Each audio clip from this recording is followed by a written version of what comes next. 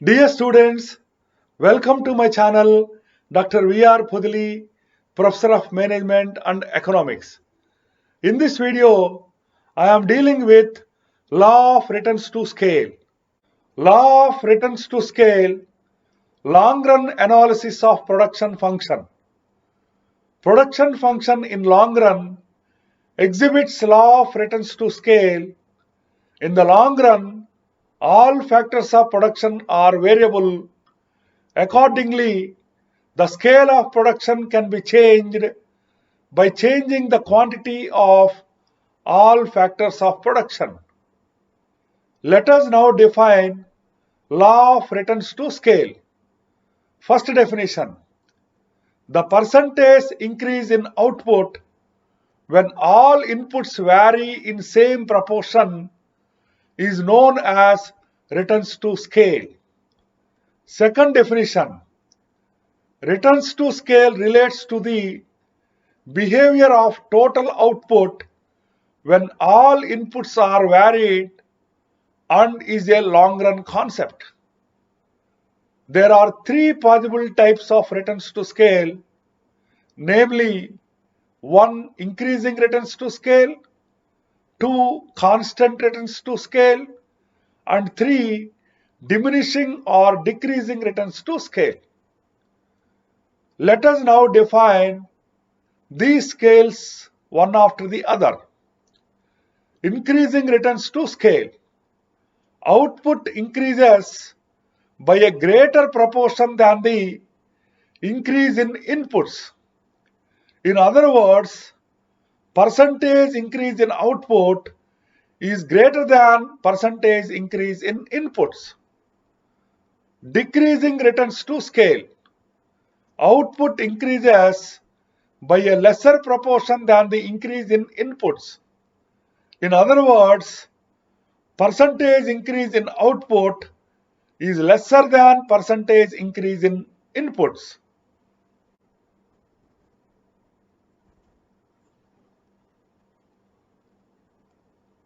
Constant returns to scale. Output increases in the same proportion as the increase in inputs. In other words, percentage increase in output is exactly equal to percentage increase in inputs. Dear students, I had explained law of returns to scale with the help of the table. In the table, I had taken 6 columns. First column consists of units of labor. Second column consists of units of capital in 1000 units. Third column, percentage increase in inputs. Fourth column, total output in 100 units. Fifth column, percentage increase in output. And sixth column, returns to scale. We can observe that when units of labor increased from 1 to 2, units of capital increased from 100 to 200, the output has increased from 100 to 220, whereas percentage increase in inputs is 100, percentage increase in output is 120, which is more than percentage increase in inputs. Similarly, when units of labor increased from 2 to 3, units of capital increased from 200 to 300, output has increased from 220 to 350. The percentage increase in inputs is 50%. The percentage increase in output is 59%. On the other hand, when labor input is increased from 3 to 4, capital input is increased from 300 to 400, total output has increased from 350 to 500.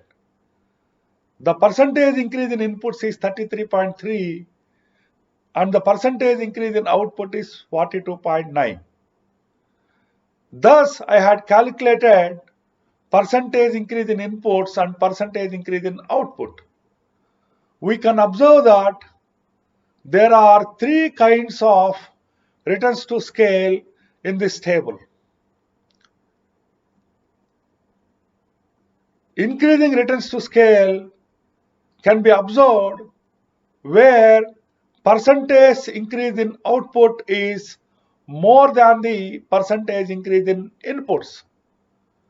Constant returns to scale can be observed when percentage increase in output is exactly equal to percentage increase in input. Similarly, decreasing returns to scale can be observed when percentage increase in output is less than the percentage increase in inputs.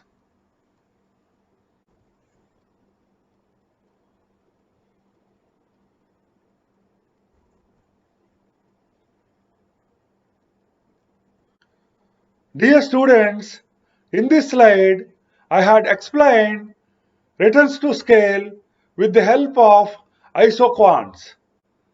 I had taken units of labor on x-axis and units of capital on y-axis. I had derived different isoquants. We can observe that along the ray of proportion in which labor and capital are employed remains constant, the ratio being 10 labor to 5 capital. When we move from point A to point C, we double the output, but input is less than double. It is a case of increasing returns to scale. Between points C and E, there are constant returns to scale where inputs increase by the same percentage as does the output. Beyond point E, there are decreasing returns to scale where output increases by a lesser proportion than increase in inputs.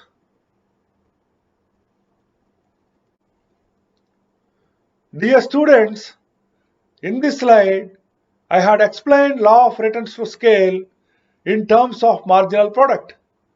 In this figure, I had taken labor and capital inputs on x-axis, marginal product on y-axis.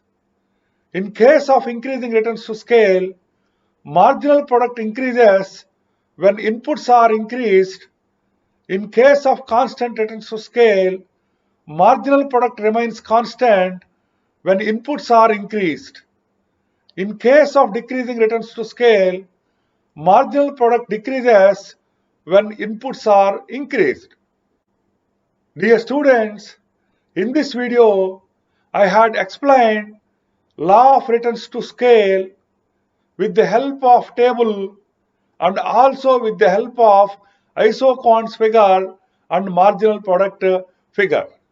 Thank you.